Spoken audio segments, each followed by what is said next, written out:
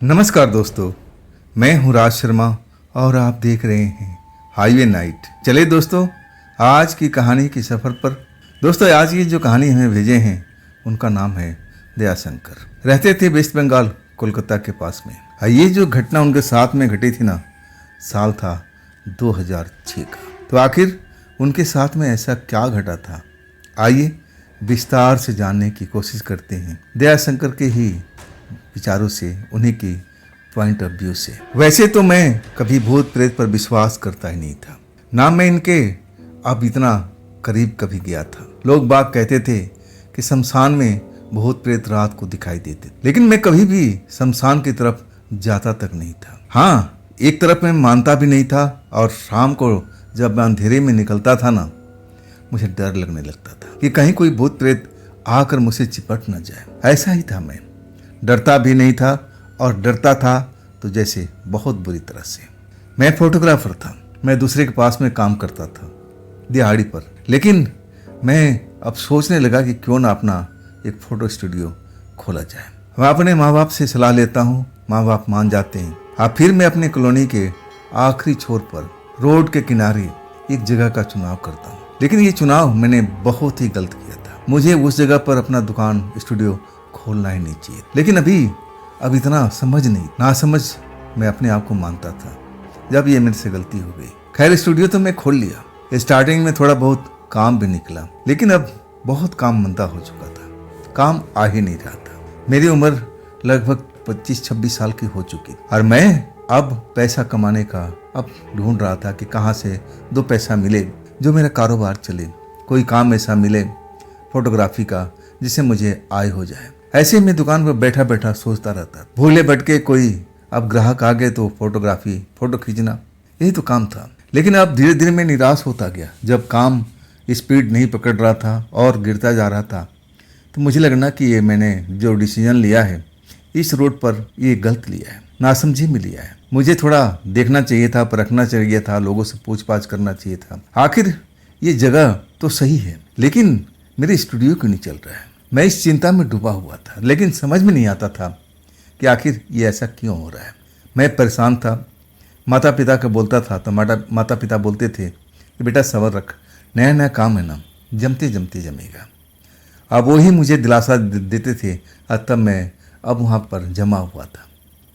वो रात तो मैं कभी भूल नहीं सकता, जब रात के करीब 8:30-9 बजे के बीच में अब मैं खाली बैठा हुआ था, कोई काम नहीं था। अब मैं सोच रहा था कि अब चला जाए घर पर, अब कोई ग्राहक आएगा नहीं, रात अब हो चुकी है, 9 बजने वाला है, अब मुझे अपना शटर बंद करना चाहिए। उसी टाइम एक खूबसूरत लड़की मेरे काउंटर पर आती है। अब जो फोटो शोकेस में लगा रखा था उसको देखने लगती है। मुझे लगा कि चलो कम से कम जाते जाते एक तो ग्राहक आई। मैं बड़ा खुश हो गया, और वो लड़की इतनी खूबसूरत थी कि मैं उसको लगातार घूरता रहा। तब वो फोटो से नज़र हटाती है, हम मेरी तरफ कहती है, क्या बात है, बड़े गौर से मुझे देख रही हो, इरादा क्या है। जैसे वो बोलती है ना, तो मैं शर्म से अपनी आंखें झुका लेता हूँ, कुछ बोल ही नहीं पाता हूँ। वो लड़की मुझे एकदम अचानक जो बोली ना, तो मैं उसका जवाब ही नहीं दे पाया। शर्म महसूस होने लगा कि नहीं, मुझे इस नज़र से उसको घूरना नहीं चाहिए था। तब वो कहती, अरे डरने की बात नहीं, मैं मजाक कर रही थी, मैं तो फ़ोटो देख रही थी, बड़े अच्छी फ़ोटो बनाते हो आप, क्या मेरी भी फ़ोटो बना दोगे। तब मैं बोला, हाँ हाँ क्यों नहीं, आइए अंदर आइए। तब कहने लगी, नहीं ऐसे नहीं, आप मेरे घर पर आना, और वहीं पर हम अपने परिवार के साथ अपना फ़ोटो निकलवाना चाहते हैं, और बताओ चलोगे मेरे घर पर। मैं सोचने लगा, नहीं ये जो लड़की थी, मैंने इसको कभी अपने इलाके में, मोहल्ले में, आसपास में कभी देखा नहीं था। जवान थी, सुंदर थी, इतनी खूबसूरत थी कि मेरा तो अब दिल ही आ गया था। लेकिन वो मेरी ग्राहक थी, ग्राहक की तरह मैं उससे बिहेव कर रहा था। तब मैं कहने लगा कि देखिए, मैं दूर तो जाता नहीं, अगर आप आसपास में रहती हैं तो ज़रूर चलूँगा, लेकिन एक निश्चित रकम का आपको फ़ोटो खिंचवाना पड़ेगा। अगर उससे कम कहेंगी तो ये काम नहीं हो पाएगा। तब लड़की मुस्कुराने लगी और कहने लगी कि ठीक है। मैं बोला कब चलना है? तब वो उंगलियों पर हिसाब लगाने लगी और कहने लगी थोड़ा वक्त तो लगेगा, लेकिन ये मेरी डील पक्की है और आप तैयार रहिएगा। हिसाब लगा करके वो बता दिया कि फलाने तारीख को फलाने टाइम में, रात के टाइम में ही चलना है, जब मेरा परिवार सब इकट्ठा होगा। पूरी बात बता दिया। जाने लगी। मैं उसको देख रहा था। वो मुड़ मुड़ के मुझे देख रही थी, मुस्कुरा रही थी और फिर रोड की दूसरी तरफ चली गई, अंधेरे में गुम हो गई। और तब मुझे अब लगा कि अरे लड़की चली गई, अब मैं क्या करना? अब तो कोई ग्राहक है नहीं। अब लगा था कि एक ग्राहक है, लेकिन इसको तो लंबा टाइम है, अभी तो बहुत टाइम है, चलो अब चलते हैं। लेकिन मैं बहुत खुश था। उस लड़की को देख के लगने लगा कि काश ऐसे में मेरी फ्रेंड होती, मेरी दोस्त होती, मैं उससे प्यार भरी बातें करता। सपना बुनने लगा था, लेकिन सपना कभी सच थोड़ी होता है। सपना अब सपना ही होता है। अब वही तो रात दिन का मेरा काम था, घर जाना और फिर अगले दिन फिर स्टूडियो खोल देना। सारे दिन अपने स्टूडियो में बैठे रहना, कोई ग्राहक आता है फ़ोटो बना देना। आज सही कहूँ ना, उसके आने के बाद जो मेरा काम था ना, वो थोड़ा अब फास्ट हो गया था। जो काम रुका हुआ लग रहा था ना, वो बढ़ने लगा था। अब दिन भर कोई ना कोई ग्राहक मेरे पास ज़रूर आता, आमदनी होने लगी, मेरा भी मन लगने लगा था। जब उसी अगले दिन जब रात होती है, मैं थक चुका था। मैं सोचा चलो अब बहुत हो गया, फ़ोटो वोटो बहुत खींच लिए और कमाई भी ठीक ठाक हो गई है, अब मुझे चलना चाहिए। 9 बजने वाला है, अब रुके कोई फ़ायदा नहीं, रात में कोई नहीं आएगा। अब मैं अपने स्टूडियो बंद करने की सोचता हूँ और तभी वो लड़की मेरे दुकान पर आ जाती है और उन्हीं शोकेस में लगे हुए फ़ोटो को घूरती रहती है और मैं उसको घूरता रहता हूँ। दोनों अपना काम करते रहते हैं। वो शोकेस में फ़ोटो को निहारती रहती है और मैं उस लड़की को निहारता रहता हूँ। अचानक लड़की मुड़ती है, मेरे पास में आती है, और कैसे हो? मैं बोलता मैं तो बहुत बढ़िया हूँ, आप बताओ कैसे आना हुआ? अभी तो आपका वक्त है ना फ़ोटो शूट करने में? तब कहने लगे हाँ अभी तो वक्त है, थोड़ा सा वही टाइम है जो आपको बताई हूँ। मैं उधर से गुजर रही थी। आपकी कारीगरी देख करके मुझे बहुत अच्छा लगता है, बहुत साफ़ सुथरा आप फ़ोटो निकालते हो। ऐसे ही फ़ोटो मेरे निकालना, मेरे पूरा परिवार का। एक शोकेस में एक फ़ोटो का इंगित कर रही थी, ऐसा ही चाहिए, बिल्कुल साफ़ सुथरा, दूर से चमकता हुआ नजर आए। तब मैं कहने लगा कि जी ज़रूर ऐसा ही करूँगा। आइए ना, बैठिए ना, आप खड़े क्यों हैं? लड़की आ जाती है, मैं उसके लिए जगह बनाता हूँ, बैठाता हूँ और ऐसे ही पूछ लेता है कि आप कुछ लेंगे, पानी वानी? तब कहती नहीं नहीं, पानी वानी नहीं, मैं चलती हूँ, अब देर भी हो चुकी, आपको शायद घर भी जाना है। तब मैं कहने नहीं नहीं, ऐसे कोई जल्दीबाजी नहीं है, अरे घर ही तो जाना है, आराम से जाऊँगा, कोई जल्दीबाजी नहीं। मैं टाइम खींच रहा था, मैं उस लड़की के नज़दीक रहना चाहता था। वो लड़की मेरे दिलो दिमाग में अब बस चुकी थी। सबसे बड़ी बात थी उसकी मुस्कुराहट। हर बात बोलते हुए मुस्कुराती थी। अब मुस्कुराती थी ना तो मैं देखते रह जाता था। मैं सोचता था कि ये ज़िंदगी मेरा आ जाए, अब मेरा सारा अभाव दूर हो जाएगा। मैं यही सपना बुन रहा था और शायद उस लड़की को खबर भी नहीं था कि मैं उससे प्यार करने लगा हूँ। वो तो अनजान थी। दिन दुनिया की बातें अब हमारे स्टूडियो में हो रही थी, ज़्यादातर फोटोग्राफी के बारे में। वो लड़की लग रहा है कि फ़ोटो का बहुत ही शौकीन है। अब फिर जब 9:30 पौने 10 का टाइम आता है तब वो लड़की कहती कि नहीं है नहीं, आपको जाना चाहिए, अब लेट हो रहा है, देखिए मार्केट सब बंद हो गया है, आप भी निकलिए। अब इस तरह लड़की से मेरा मुलाकात शुरू हो जाता है। और लड़की जो है ना, रात के टाइम ही आती है, जब मैं अपने दुकान बढ़ाने वाला होता हूँ तब आ जाती है। उसके साथ मैं बातचीत करते हुए लगने लगता हूँ। अब मैं उससे प्यार करता हूँ, अब प्यार करने लगा था। लेकिन लड़की अनजान थी और वो ऐसा कोई हिंट नहीं दे रही थी, बस वो मुस्कुराती थी। मुस्कुराने पर ही मैं फिदा हो जाता था, इतनी गजब की उसकी मुस्कुराहट थी। जब 10 दिन पूरा गुजर गया, अब वो वक्त आने वाला था। 5 दिन के बाद अब उनकी टाइम जो थी फ़ोटोशूट की, उसके घर पर जाना था और मुझे फ़ोटोशूट करना था। अब वो आ गई, हम बैठे बातें करने लगे और उसको एहसास भी नहीं था कि मैं उसको घूर रहा हूँ, उससे बातें कर रहा हूँ और उससे प्रेम करता हूँ। ज़रा भी उसको एहसास नहीं होगा। और तब वो कहने लगी कि मैं देखती हूँ जी, बहुत आप मुझे घूर कर देखती हो, मुस्कुराते हुए हमेशा की तरह, मन में कोई मैल नहीं, पाप नहीं। जैसे वो बोल रही थी सिंपल भाषा में कि आप मुझे घूर घूर कर देखते हो, क्या बात है, कहीं आप मुझसे मोहब्बत तो नहीं करने लगे। अब तो मेरा हाव भाव देखने लायक था। शर्मा गया था मैं, मेरे मुंह से आवाज़ निकल नहीं पा रहा था। और तब मुझे छिड़ते हुए कहने लगी, अरे शर्माइए नहीं, प्यार कोई अब बुरा चीज़ थोड़ी है, प्यार तो हर कोई करता है, बताइए बताइए। वो जबरदस्ती मुझे बुलवाने पर लगने लगी। और तब मैं नज़रें झुकाए हुए कहने लगा कि हाँ, ऐसा ही कुछ है। जब से आप मिली हैं ना, मेरा काम भी अच्छा चलने लगा है और मैं आपको मोहब्बत करने लगा हूँ दिल से, सच्ची में। लड़की खिलखिला के हंस पड़ी और कहने लगी, मुझे लग रहा था आपके हाव भाव देख करके कहीं आप मुझसे मोहब्बत तो नहीं करने लगे। ये दिल के अरमान मैं आपका पूरा नहीं कर सकती। आप जैसे मेरे पर बिजली गिरी हो। मैं एकदम सदमे में आ गया। ऐसा कैसे? अभी तो कह रही थी, मुस्कुरा के बात कर रही थी, अब फिर कह रही थी कि आपका अरमान मैं पूरा नहीं होने देंगी। मैं सदमे में आ चुका था। मैं उसकी तरफ अब देख रहा था डरी डरी निगाहों से, ये क्या बोल रही है। तब वो कहने लगी कि आपने जो सुना है ना, बिल्कुल सही सुना है। मैं आपके अरमान पूरा नहीं कर सकती। अब तो मेरे पास में ऐसे कोई शब्द नहीं थे कि मैं बोल पाऊँ। चुपचाप अब नजरें झुका लिया और ज़मीन की तरफ देखने लगा। रात होती जा रही थी। मुझे लगा कि खामखा मैं अपना टाइम पास कर रहा था। मुझे तो ग्राहक की तरह इसे डील करना चाहिए, इसे दिल तो लगाना नहीं चाहिए था। आखिर वही हुआ ना जिसकी मुझे आशंका थी। ये मेरा दिल तोड़ चुकी थी। कहने लगी कि ऐसा नहीं होगा। मैं एकदम सहमा हुआ था, मन रोने का कर रहा था। तब वो खिलखिलाते हुए हंसने लगी। अरे अरे अरे, आप डर गए, आप सहम गए, आप, अरे ऐसी बात नहीं है।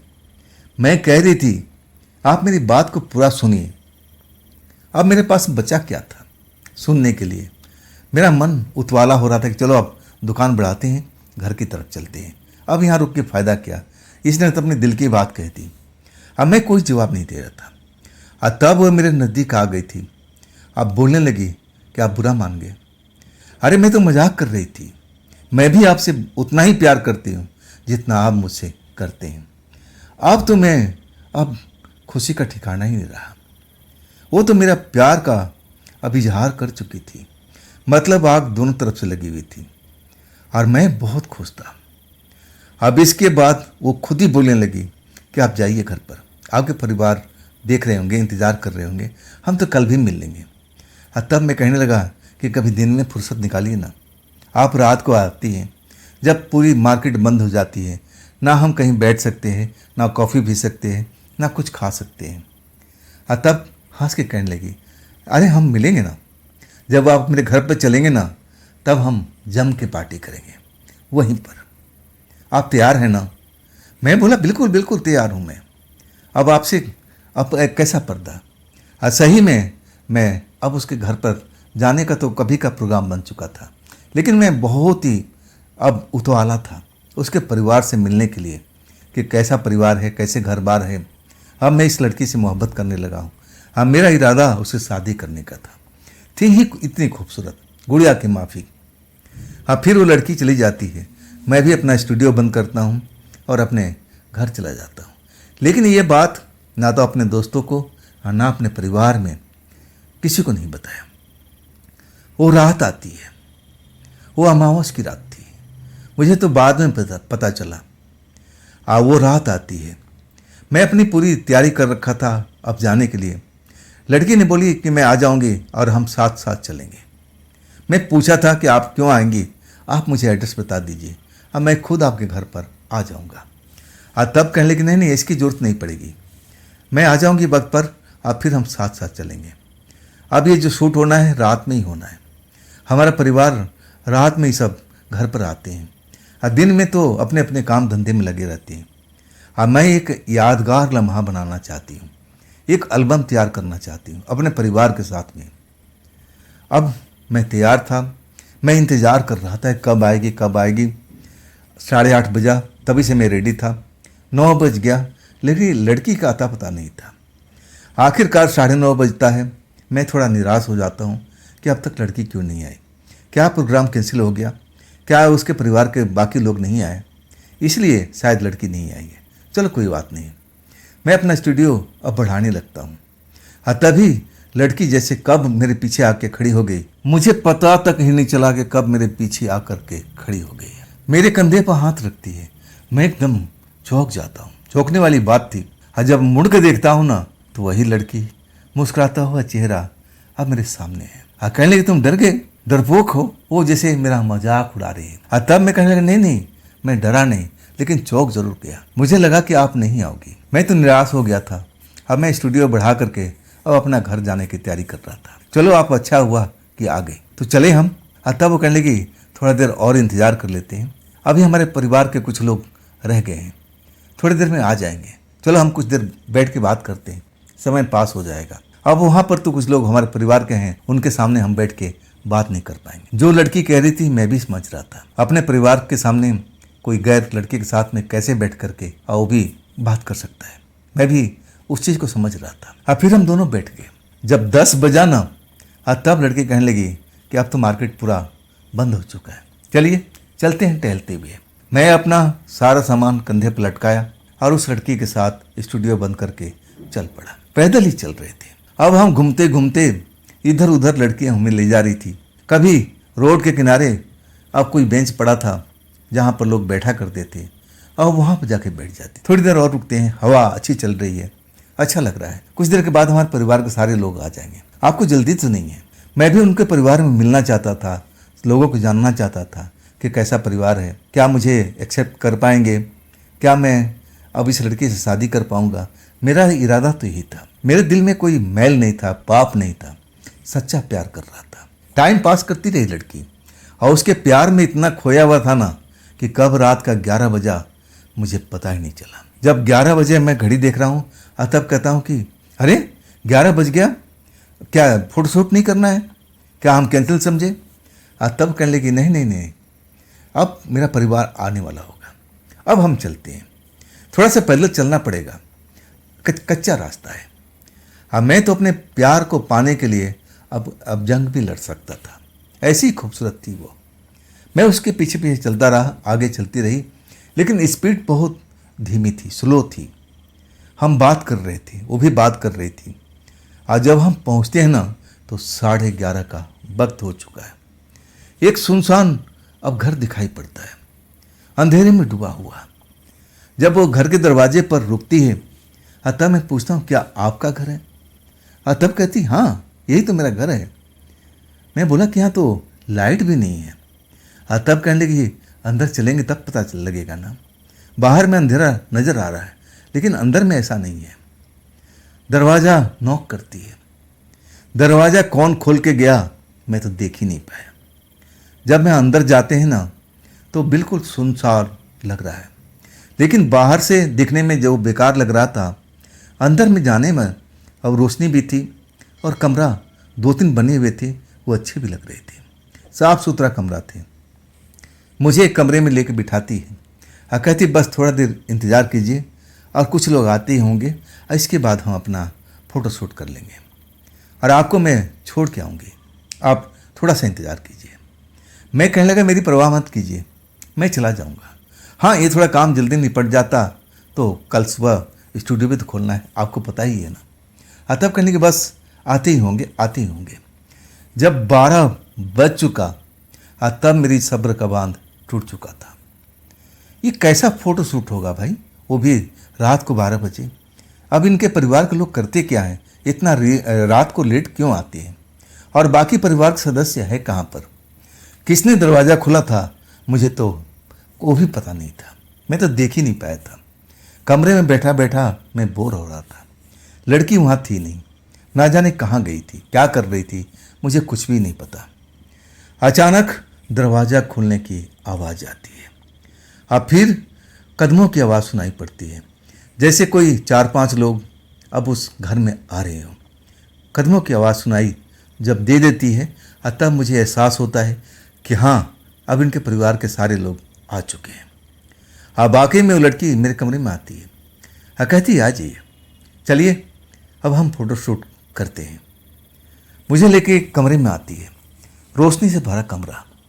आज जब मैं दीवार देखता हूँ ना, उसमें बहुत सारी फ़ोटो लगी हुई है। आज सबसे लाइन में लास्ट में दाहिनी साइड में अब उसी लड़की का फ़ोटो टंगा हुआ है। अब फ़ोटो लग रहा है कि बहुत साल पुराना हो, और जबकि लड़की का उम्र एकदम नया था, यंग लड़की थी, खूबसूरत लड़की थी, लेकिन फ़ोटो में वो बड़ा पुरानी अब ऐसी फ़ोटो भी दिख रही थी। मैं चौंक गया, ये तो बहुत पुराना फ़ोटो है, ना जाने कब का है। अब तो ज़माना सब बदल चुका है, ये तो ब्लैक एंड वाइट में है। मैं पूछने लगा कि आपको ब्लैक एंड वाइट का शौक़ है क्या? तब कहने लगे नहीं, ऐसी कोई बात नहीं है। तब मैं बोला ये फ़ोटो सारे के सारे ब्लैक एंड वाइट कौन है, और ये पहले नंबर पर कौन है, आपका परिवार का सदस्य है? तब बोलने कि हाँ, जो भी आप देख रहे हो 1 नंबर से लेकर के और लास्ट तक हमारा ही परिवार के, इसमें मैं भी हूँ लास्ट वाला नंबर। तब मैं कहने लगे ये आपको सारे ब्लैक एंड वाइट में है, ये लग रहा है कि काफ़ी सालों का फ़ोटो खींचा हुआ है, लेकिन आप तो बिल्कुल यंग लग रही है, जैसे फ़ोटो में है उसमें उम्र आपका ज़्यादा लग रहा है। तब वो कोई जवाब नहीं दे पाई। मैं कहने लगा बाकी लोगों को बुलाइए, और हम कैमरा तैयार कर रहे हैं, जल्दी से फ़ोटो खींचते हैं, और फिर मुझे जाना भी है। तब कहने कि बस 2 मिनट रुकिए, 2 मिनट रुकिए। आप फिर इंतज़ार करता हूँ, अब इसके अलावा मेरे पास काम नहीं है। लड़की फिर चली जाती है, शायद उनको बुलाने के लिए।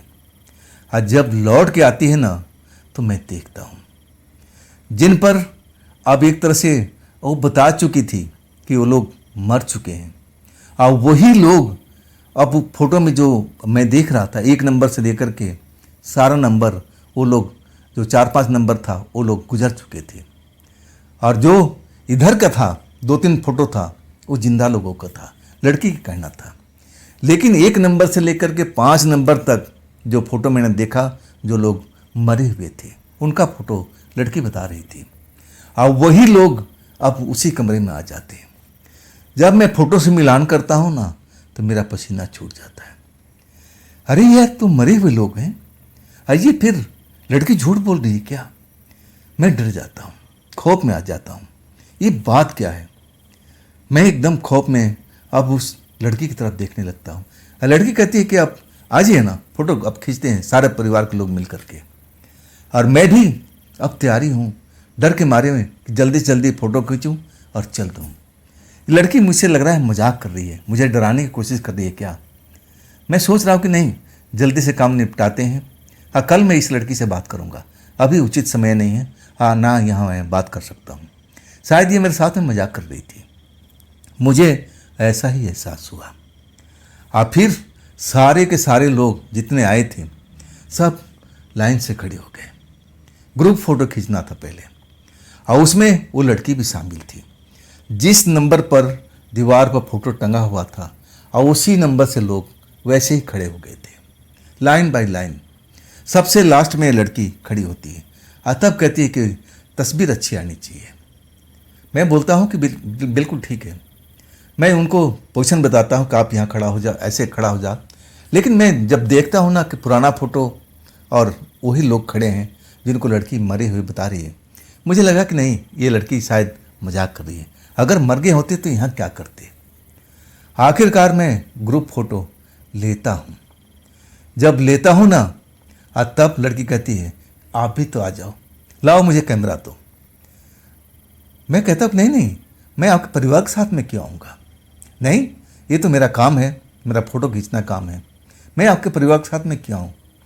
तब लड़की गुस्सा होने लगती है, कहती है आओगे आराम से कि ज़बरदस्ती करना पड़ेगा?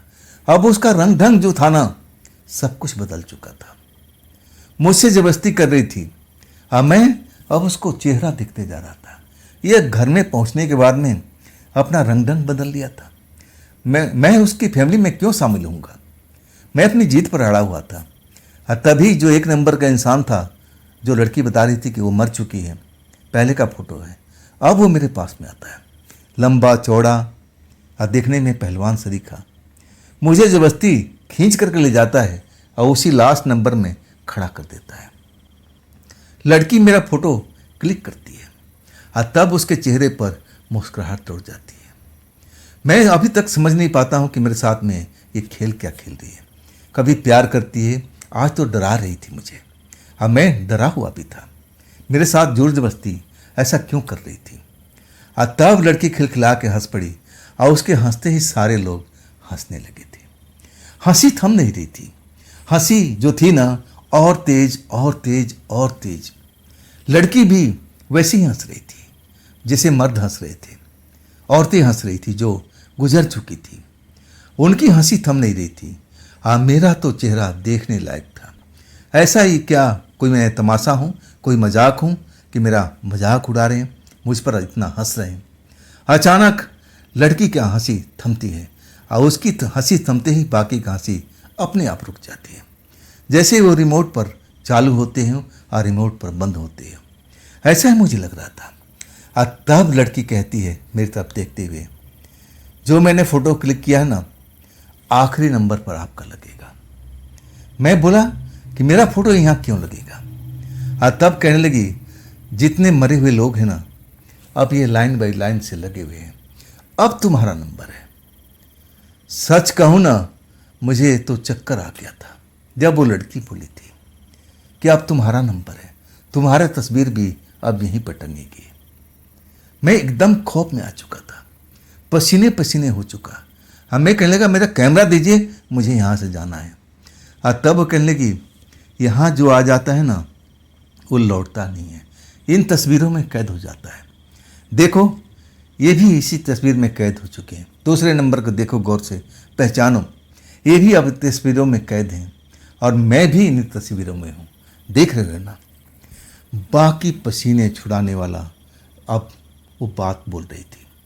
मैं बेहद डरा हुआ, हाथ पैर कांप रहे थे।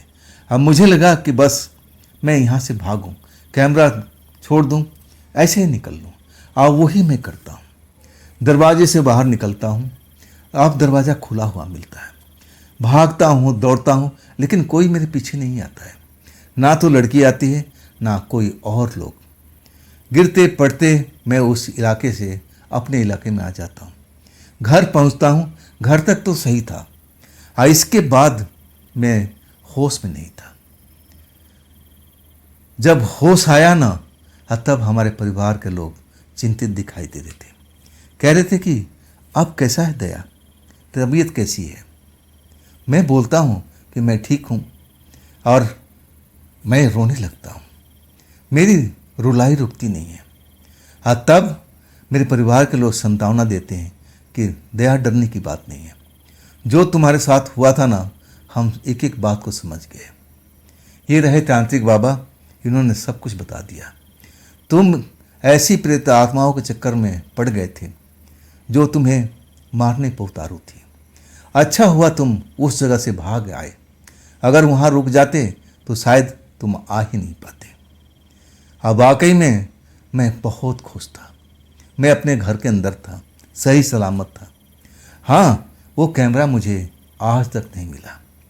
अब मेरी हिम्मत भी नहीं थी कि उस इलाके में जाऊं। अब मैं इतना खौफ में था, डरा हुआ था, लेकिन मेरे साथ में ऐसा कुछ नहीं हुआ था। तांत्रिक बाबा सब कुछ सही कर दिए थे। अब मैं स्वस्थ था। अब फिर कुछ दिन तक मैं स्टूडियो में जा नहीं पाया। अब हमारा जो डर था ना, वो बढ़ता रहा था कि कहीं मैं जाऊं, फिर वो लड़की मिल जाए जो वास्तव में एक प्रेतात्मा है। अब मेरे साथ में ऐसा कुछ कर दे, इसलिए मैं खौफ में था। मैं कहूँ ना कि 15 दिन तक स्टूडियो नहीं गया। आखिरकार जब मेरा डर निकला, तब मैं स्टूडियो जाता हूँ। और उसके बाद से वो लड़की मेरे दुकान पर कभी नहीं आती थी। और वो कैमरा भी मुझे नहीं मिला। ना तो लड़की मिली, ना कैमरा मिला। मेरी हिम्मत नहीं हुई थी कि उस इलाके में जाऊँ, उस घर में जाऊँ। आखिरकार 3 महीने के बाद दिन के टाइम में मैं फोटोग्राफी करने जाता हूँ अपने एक दोस्त के साथ में, और उसी इलाके में पहुँच जाता हूँ। वो इलाका मैं पहचान चुका था। जब वहाँ जाता हूँ ना, वो घर दिखाई देता है, लेकिन घर पर ताला बंद। एक नहीं, दो ताले लगे हुए थे। मैं उस घर को देखकर कांप जाता हूँ। तब मेरा दोस्त कहता है कि बात क्या है, और तब मैं बताता हूँ कि ऐसी ऐसी कहानी इस घर में हुई थी। दोस्त जो है ना, उसी इलाके का रहने वाला, और ये कहता है कि ये घर तो 4 साल से लगातार बंद मुझे दिखता है। ये तुम झूठ बोल रहे हो, इस घर में तुम कैसे आ सकते हो? जब ये घर खुला ही नहीं तो क्या मतलब है? ज़रूर तुम ख्वाब में होगे, ख्वाब की दुनिया में आ गए होंगे। और तब मैं समझ गया कि नहीं, ख्वाब में नहीं, मैं हकीकत में आया था। वो प्रेतात्मा लड़की मुझे लेके आई थी, और वो अब मेरा फोटो अब उस दीवार पर टंगवाना चाहती थी, और वो ऐसा कर नहीं पाई। कोई ना कोई रीज़न ज़रूर होगा जो मुझे उस घर से निकल भागने में मदद किया। आखिरकार बहुत दिनों के बाद एक अब ज्योतिषी शास्त्र आए थे, जोशी जी, जो हाथ हस्तरेखा देखते थे। और तब वो गणना करके बताने लगे कि देखो, वो ज्योतिषी महाराज गणना करके अब मुझे बताने लगे कि आप ऐसे वैसे इंसान नहीं हैं, एक खास नक्षत्र में आप पैदा हुए हैं, और आपको अंधेरे से बचना होगा कुछ साल तक। वो एक एक बात सत्य बता रहे थे। और तब मुझे लगा कि बिल्कुल यही सब था, मेरे साथ में गेम हो रहा था। ऐसा मेरे नक्षत्र में पैदा हुआ था जिसके वजह से वो आत्माएं मुझ पर आकर्षित हुई थी, लेकिन वो मुझे छू नहीं पाई, मुझे मार नहीं पाई। इसी वजह से, शायद मैं इसी वजह से उस घर से अब आज़ाद हो चुका था, और वो आत्माएं मुझे दोबारा से पकड़ नहीं पाई। तो दोस्तों, ये थी आज की कहानी दयाशंकर जी। ये कहानी आपको कैसी लगी कमेंट में जरूर बताइए। और दोस्तों, ये भी चैनल आप ही का है, तो इसको भी अपना प्यार दीजिए, लाइक कीजिए, सब्सक्राइब कीजिए, अपने दोस्तों को शेयर कीजिए। और फिर हम मिलते हैं ना कल की रात इसी समय पर, इसी चैनल पर। आप लोग अपना ख्याल रखिएगा। नमस्कार, जय हिंद, जय भारत।